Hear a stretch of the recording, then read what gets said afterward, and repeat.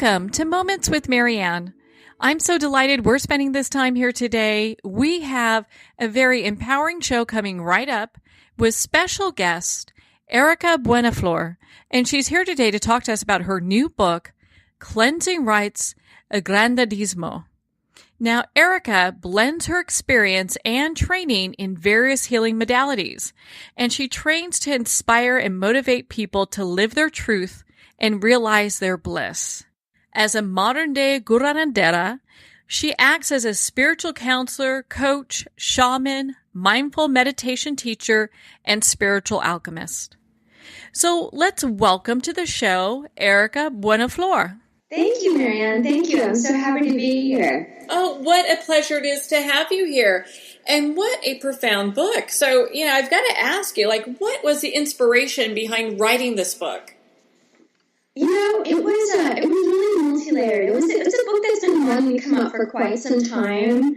It was a part of sharing my story after what happened and how I recovered from my accident, and also sharing these very ancient practices and bringing out their history and show how that they're relevant for us today, and how we can use them for us today to help us with many kind of illnesses and just to help our life more graceful. Well, and so why don't you share with us your story for our listeners that are new to you and don't know about your accident and all the things that you went through? Sure. Well, I am a practicing curandera. I have over 20 years of experience in training. I come from a long line of curanderas, and basically, the big catalyst that really got me to embrace my gifts was after mentoring for about 7 years and treating it somewhat as a hobby, but something that I was very passionate about. As mentoring as a curandera, that is, over in the Yucatan for about 7 years, I had a catastrophic accident where I fractured numerous bones in my body. Skull fracture, brain hemorrhage, left AC dislocated, 2 vertebrae in my back fractured. I completely shattered my coccyx. Left leg I fractured in 3 places. Right leg, knee down, bone shattered, came out of my heel. I got severe osteomyelitis, which means I got an infection in the bones, and I lost half the bones in my right ankle.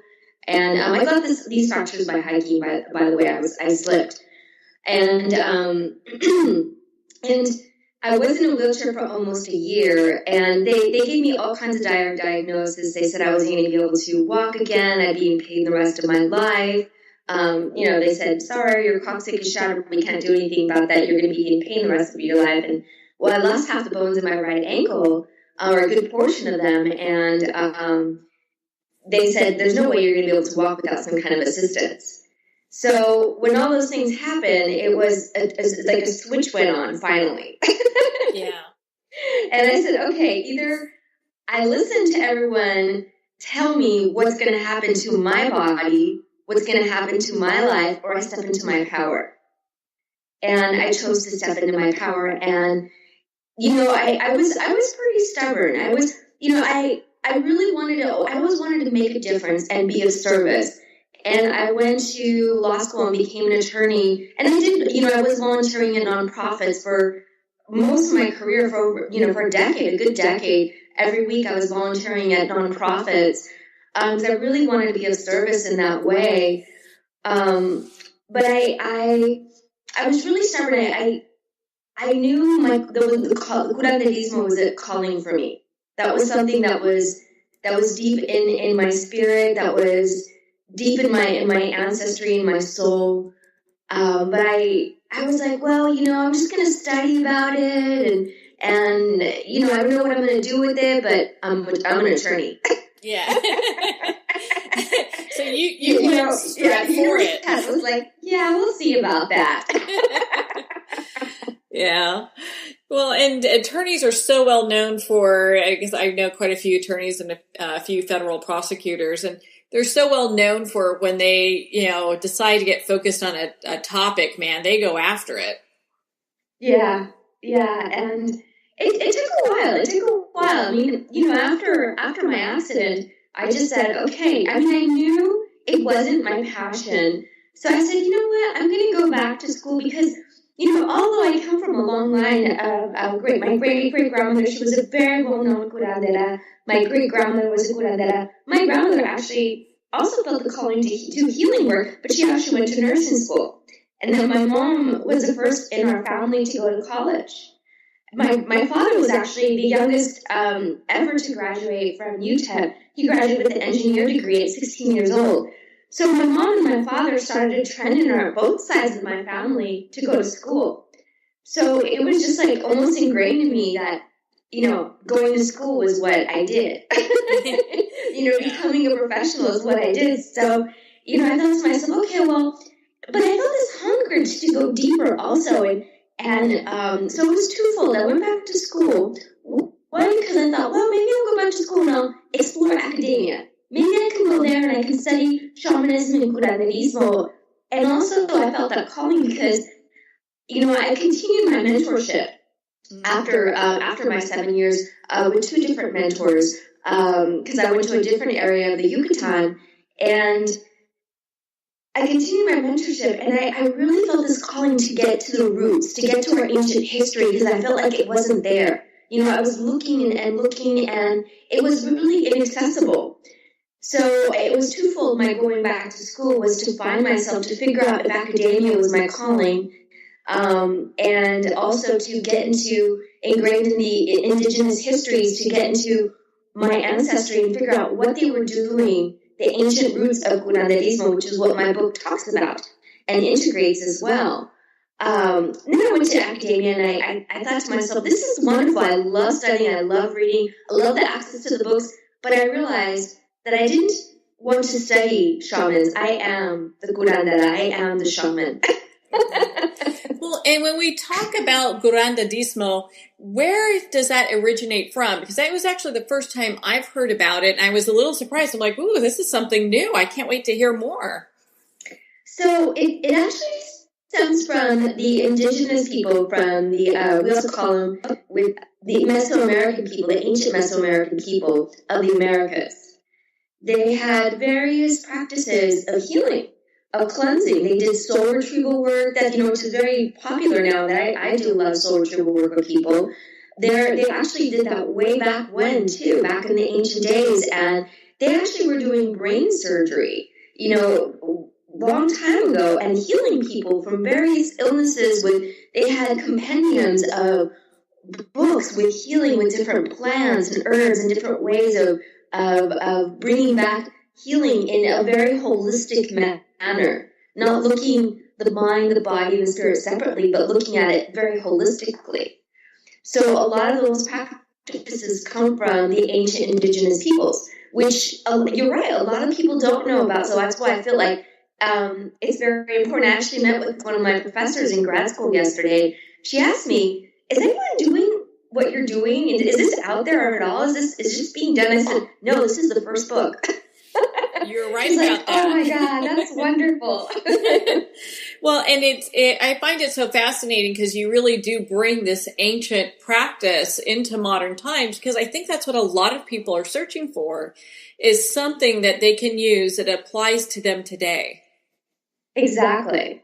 Because they did a lot of it's so amazing. When I went through a period, and I knew this too. One of my mentors that I work with too, I knew this. But one of the things that they honor is that they recognize that spaces, for example, sacred items, they have a spirit essence. So, for example, if you take care of your living space, it will take care of you. A lot of times when people come to me and they're suffering from insomnia, one of the first questions I ask them is, well, when's the last time, if not the first time, you ever cleansed your space? And they look at me just absolutely perplexed, and they say, what does that have to do with anything? And I give them a list of things that they have to do, cleansing that they have to do for the living space, in terms of the days and the rotation and everything they have to do. And guess what? The next time I see them, they're sleeping. You gotta love that. Yeah, because it's an understanding that, it's very simple. It's an understanding of energy, and it's also an understanding that energy is living too.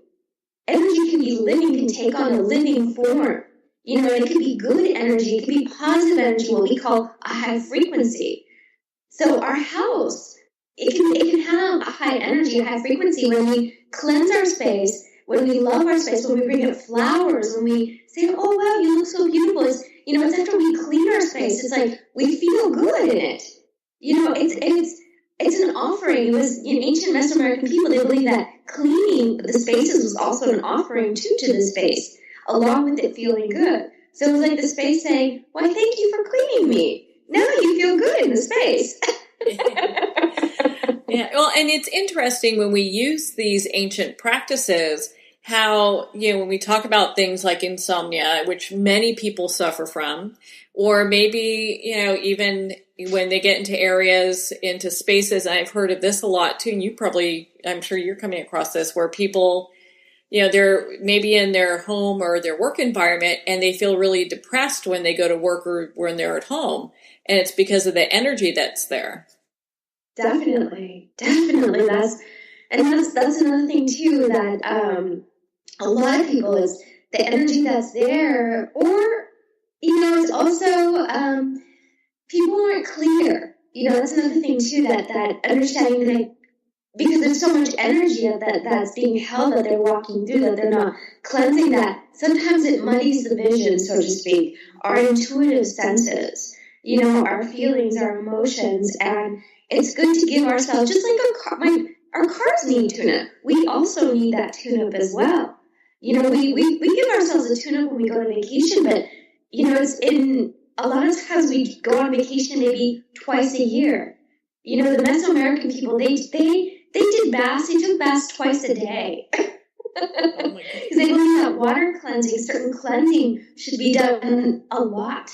You know, there was certain cleansing, you know, if not twice a day, at least every day. And they did a ritual around it to honor the water, to recognize that they were cleaning not just their physical bodies, but their emotional, their mental, and they thanked the water, and they looked at it, you know, just like we take the same amount of time, but it was a very different holistic approach to showering and to bathing.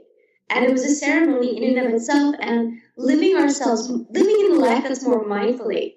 You know, when I encourage my clients to do this as well, living more mindfully, and that's really what it also encompasses too, is being mindful and approaching elements, approaching yourself. And a lot of the limpias are very practical, you know, leaving a bowl of water out. They can be very elaborate or very practical, showering, lighting a candle, honoring those things. It's a way of living mindful and being more in awe and wonderment for the very simple things in life, which helps clear a lot of depression and also confusion, usually. That's interesting. And, you know, I love the fact that you come from this beautiful heritage, that this is all kind of interwoven within your own personal story. Because a lot of times when you hear people, maybe they research a certain topic, they don't have this really deep personal connection like you do. Yeah, yes, thank you. It's, you know, it's deep in my ancestry, in my family. You know, it's funny. My family, you know, we have a lot of the stories about my great-great-grandmother, who was a very well-known curandera, and as I mentioned, you know, we just have so much of it, and we sit down and we talk about it, and, you know, they know a lot about the herbs and the flowers, but it's still deep in us, and it's a part that I would really love to continue on, and that those traditions aren't lost and they're maintained. Yeah, that people are able to incorporate them into their daily lives. You know, and so when we talked about clearing spaces, what are some other things the curandas can be used for? So curanderismo can be used also for clearing our just generally our spirit. You know, when we feel lethargic, when we have low energy. You know, a very simple way to do that is to, you know, there's different recipes to take a bath with herbs. You know, sometimes when people come to me and they have, for example, they're feeling just very lethargic, I give them a recipe to take a bath. I may tell them to get a handful of basil, sage, rue, lavender, and make a very strong tea with it, and then put it in the bathtub with a cup of Epsom salt and cleanse the space before they go in there and take a nice bath with it. And thank the water, thank the plants, connect with the elements, and then afterwards, after they're done with that hot bath, is to take a cold shower. And guess what? They have more energy and they feel a lot more clear as well. So it's also brings mental clarity as well, and it's used for a purification. It can be used for a rejuvenation and many different things. Well, and so when you were doing your research for this book and deciding what goes in here and how to get everything together, how long did that take you? Was it a lot of family inspiration? Was a lot of research that you did as well, or a combination of them both?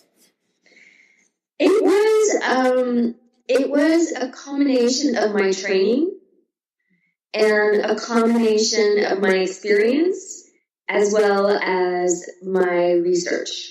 A lot of research, about a year's worth of research. Maybe a little bit more, because a lot of it was also incorporated in my thesis when I was in grad school.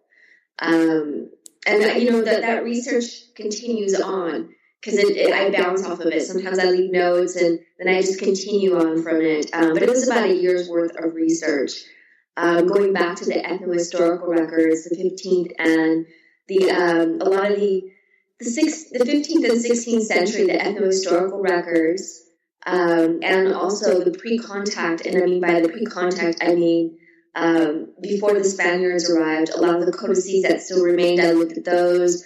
I looked at the ethnohistorical records of the Spaniards, because when the Spaniards arrived, they had a few Spaniards, especially the Franciscans and the Augustinians, and the Dominicans as well.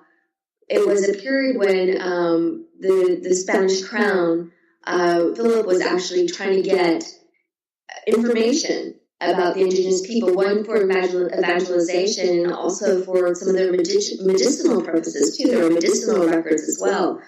So some of the Spaniards were going around, such as Sahagún, those were a couple of the big ones, and then Landa, that was another story, but he did it for the Yucatec Mayan. He's another story, because he actually wrote his story when he was actually up for trial for some of the atrocities he committed in the Yucatan. But actually, those people, they interviewed various indigenous peoples, and they wrote a compendium of literature on the practices, and also a lot of the indigenous people, and some of them identified themselves as mestizos, meaning that they had some Spanish blood. They actually wrote their own history, and after the Spaniards had arrived, they actually started writing their own history because they wanted to keep those traditions alive. So I actually looked at a lot of different sources, and I had to look at a lot of different sources because there were so many biases in each one. Yeah, I'm sure. You had to put them in dialogue with one another to really be able to look at them critically, so they can amend one another, and we can get a deeper understanding as to what were the limpas, and get an understanding, and just put everything into dialogue with one another. So it was truly a labor of love, and I love it. I love it. It's part of me as an academic at heart, and I'm also a curandera, so I have something that I love. I love to do. Yeah, you can see it's very much a passion of yours.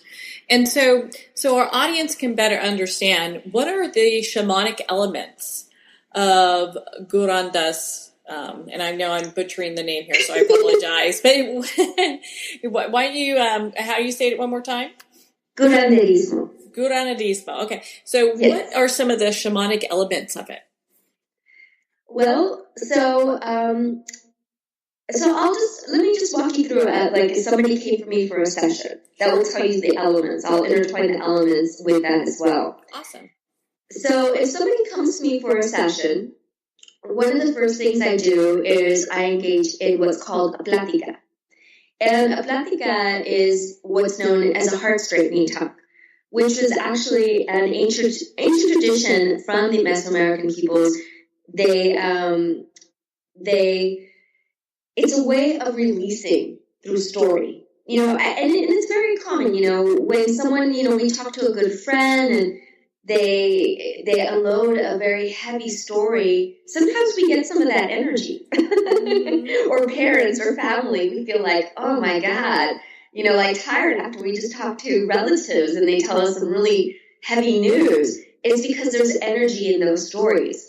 And what it is in that plática is I hold space I first light what's called a new fire. I like a charcoal tablet, copal. I start spinning it, clearing the space. I honor the space, and the space itself, I cleanse the space, prepare the space to hold the space, to clear the energy as well. And then once I have an understanding of, what the story is and what the energy, we agree on what it is, what's going on, then I have the person, it depends on if I'm talking to the person remotely, then I will do a limpia remotely, which is a cleanse, right? It's basically blowing, it's an energetic cleanse. If it's in person, then I will have the person lie down and I might cleanse them with floor water or with herbs, with an egg. Just depends on what else may be going on. And then I will take them through a journey, depending on, the time and how much the plática took and what's going on. Ideally, I will take them on a shamanic journey.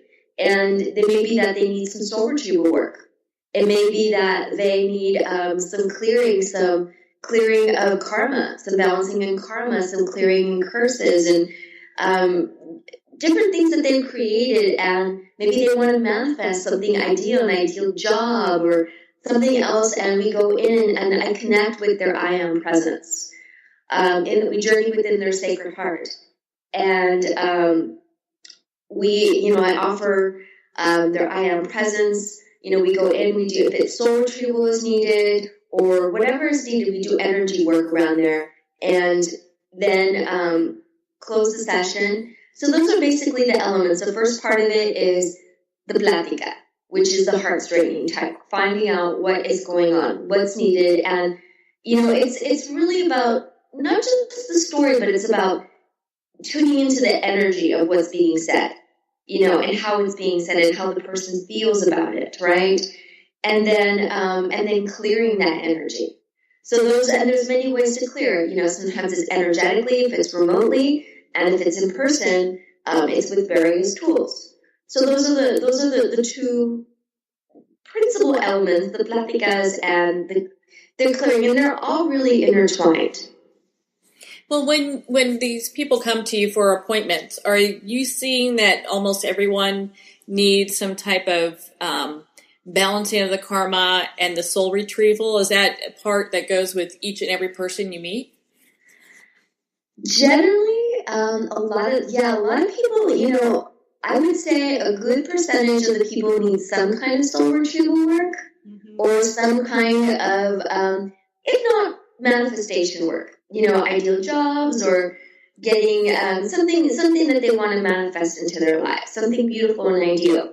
But I find that a lot of people are really not, because they come in and it's very indicative of Western society that we believe that we have to know where our purpose is. We're supposed to know what our career is before we even experience the career.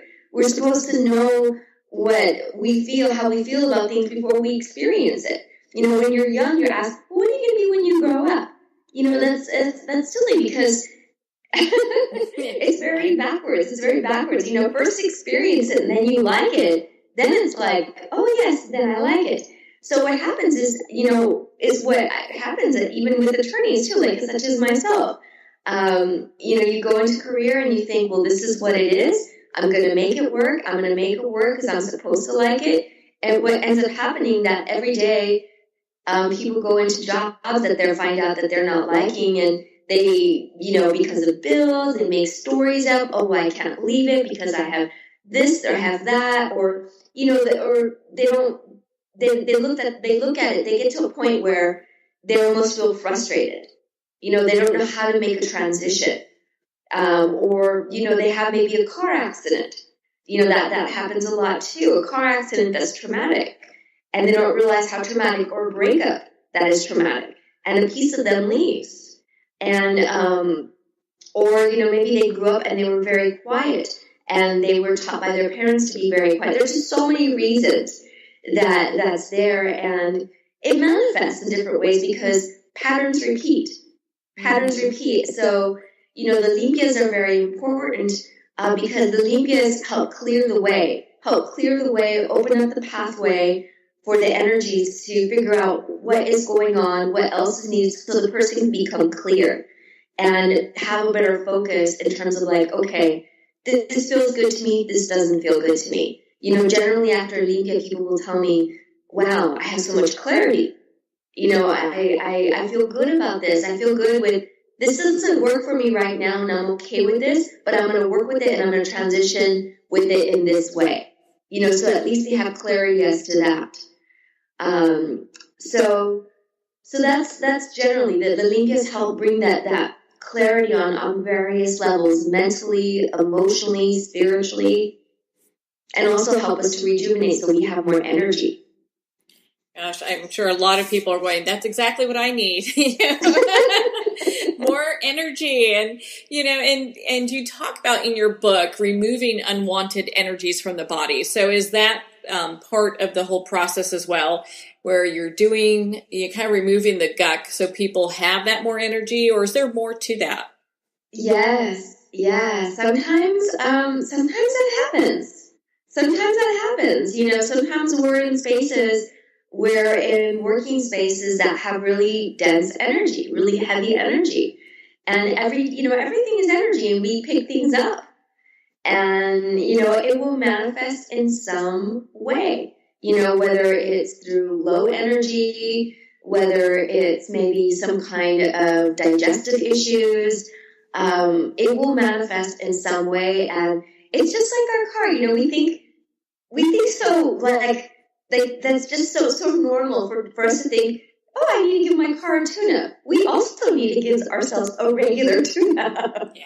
And that's what limpias are, giving ourselves very practical ways to give ourselves a tune-up. And even if it's just, because I get it, sometimes we're so busy, but turning around, like even getting in the shower and looking, maybe you say a prayer before you get in the shower and you connect with the element of the water. And you thank the water for cleansing your mind, your body, your spirit holistically. That's your limpia for the day. Living more connectedness, when we live more connectedness also, and we don't look like water like an inanimate object, and we look at it like that's a beautiful element, that has a beautiful spirit that can help us cleanse, that can help us to have more energy for the day, so shall it be.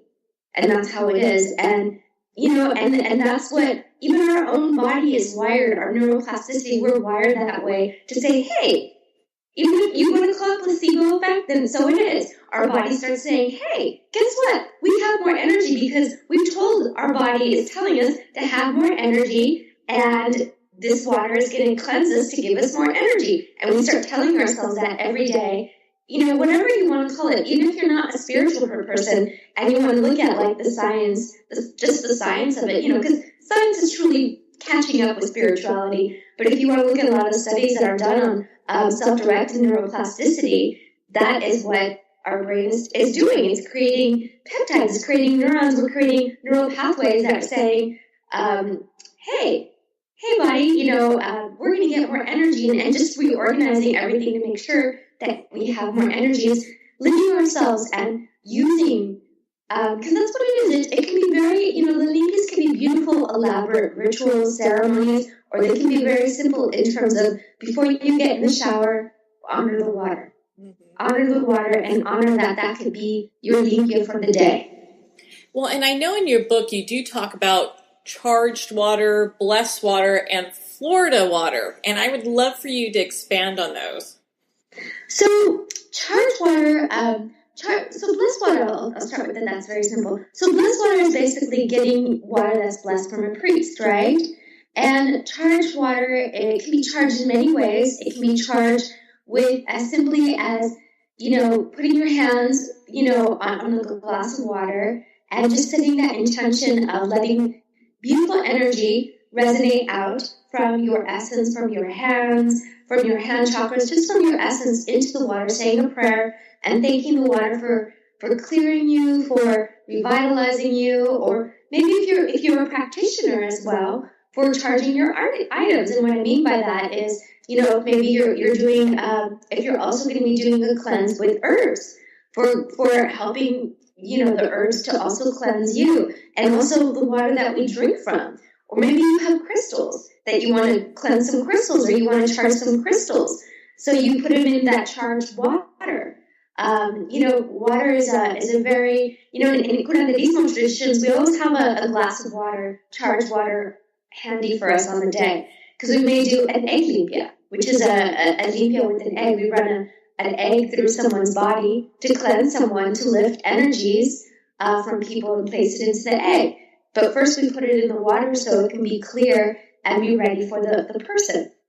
So that's the sense of charging the water. There's many ways I talk about how to charge water in the book. We can charge it with crystals, with our hands, with our intentions, by putting cuttings in it, and there's many other ways in there. So that's a little bit about charging water. It's a very essential tool, and it's very important for us today too to think about, to be mindful about thanking the water that we drink from. The glass of water that you're drinking from is to say, wow, thank you, water.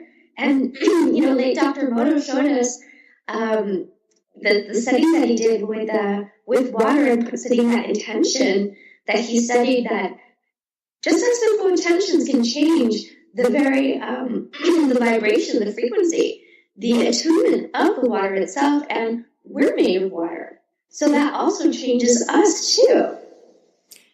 You know what? Those were such beautiful studies that he did, and it proves such a point of how alive everything around us and interconnected everything around us is.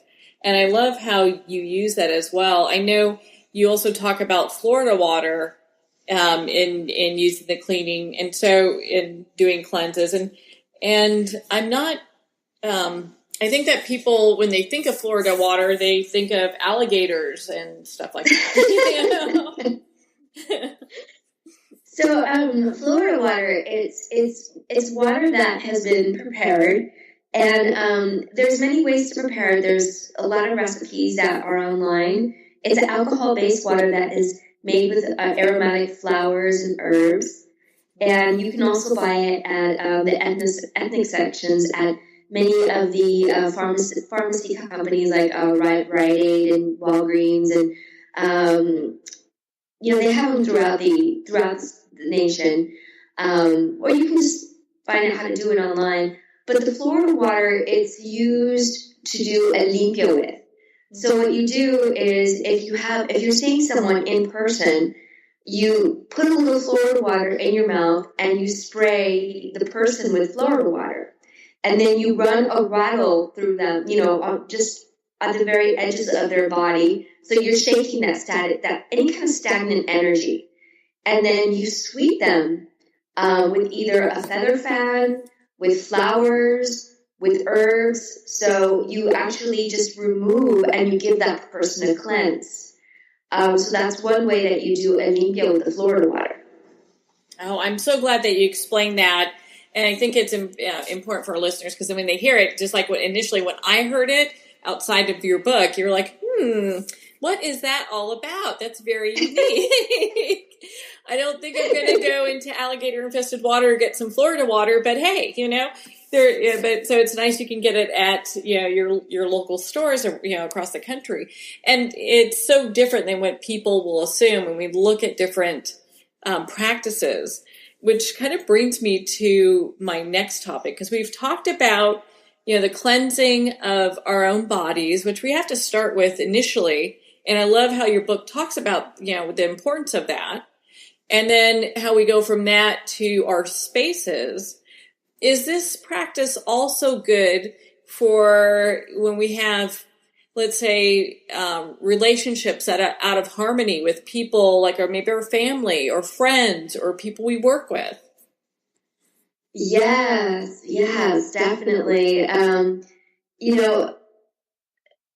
there's many things that you can do, and depending on what the disharmony is about. It depends on what the intention is. If somebody wants to reconcile, or if or someone just wants to clear the energy from that situation. So clearing the energy, a limpia can be performed.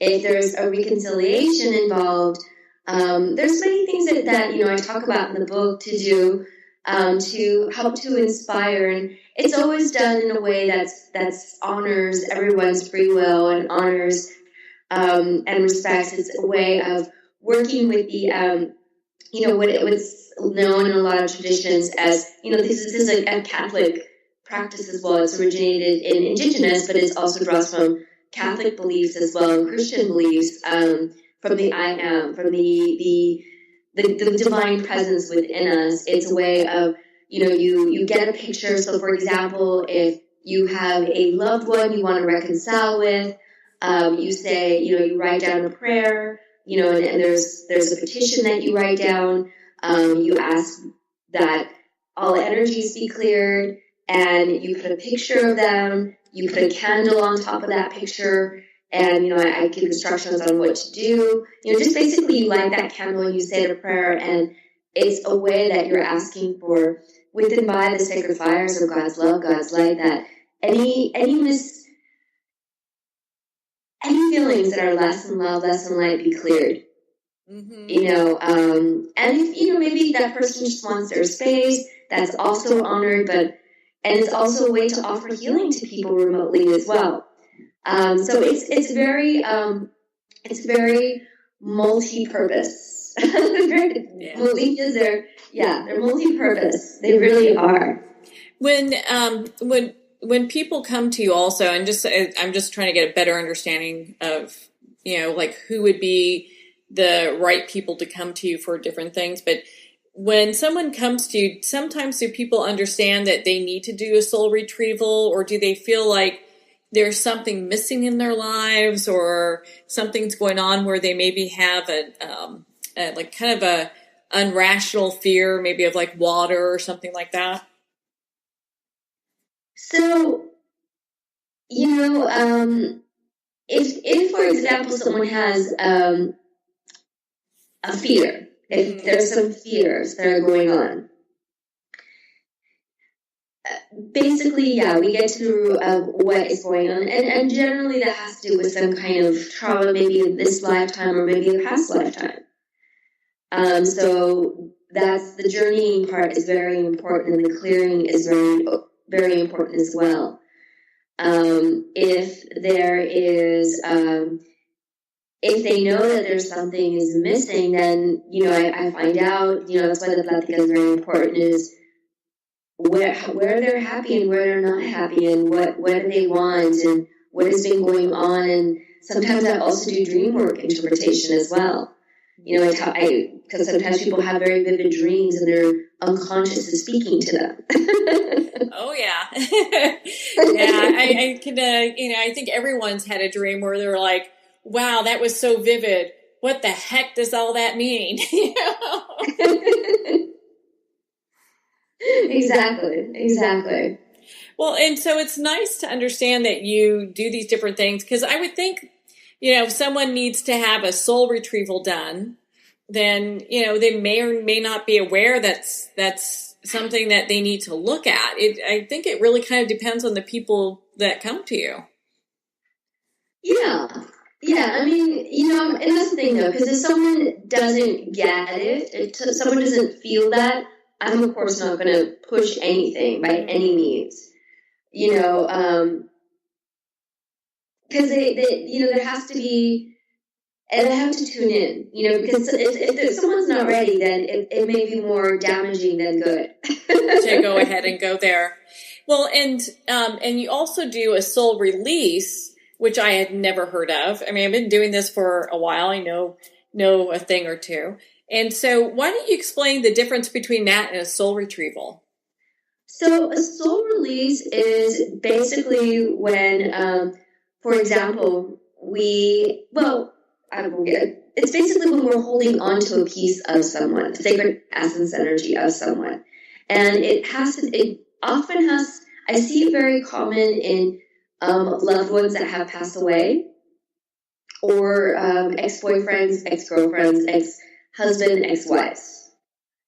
You know, we take a piece of them, or they or someone gives a piece of them to us, or also sometimes I see it happen.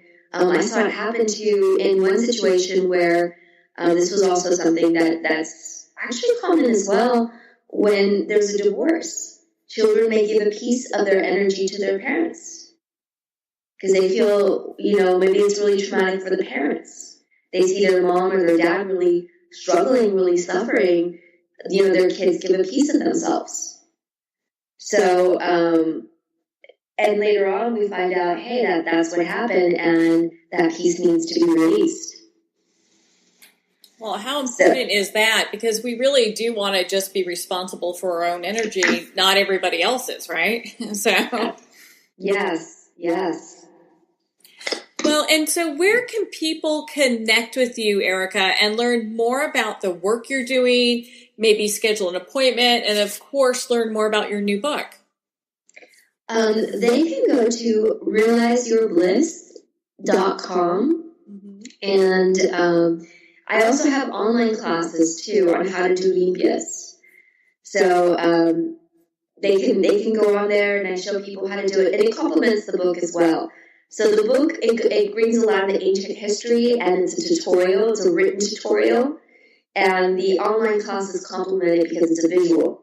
So you can see how it's actually done as well. Yeah. And how helpful is that? Because I know if someone's they've picked up the book, they want to just get some more information, maybe they're a visual learner, they can do the online class, and that will kind of help them through that whole journey. Exactly. Yes. Oh. Well, Erika, thank you so much for taking the time to be on the show with us here today. Thank you so much. It's been such a pleasure.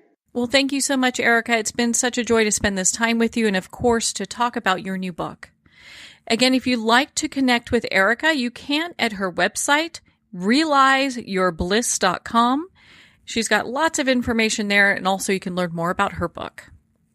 Well, we're at the end of our time today. I would like to thank everyone for tuning in.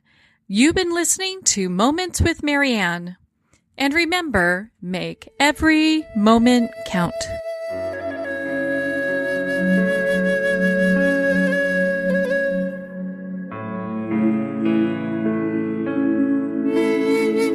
In a single moment, your life can change. Moments with Marianne is a transformative hour that covers an endless array of topics with the best of the best. Her guests are leaders in their fields, ranging from inspirational authors, top industry leaders, and business and spiritual entrepreneurs. Each guest is gifted and a true visionary, a recognized leader in her own work, and while teaching others to develop, refocus, and grow, Marianne will bring the best guest and sometimes a special surprise. Don't miss this. You never know just which moment will change your life forever. Moments with Marianne airs every Thursday, Friday, and Sunday at 8 p.m. Eastern, 6 p.m. Mountain Time. Make sure to tune in and visit momentswithmarianne.com for more information.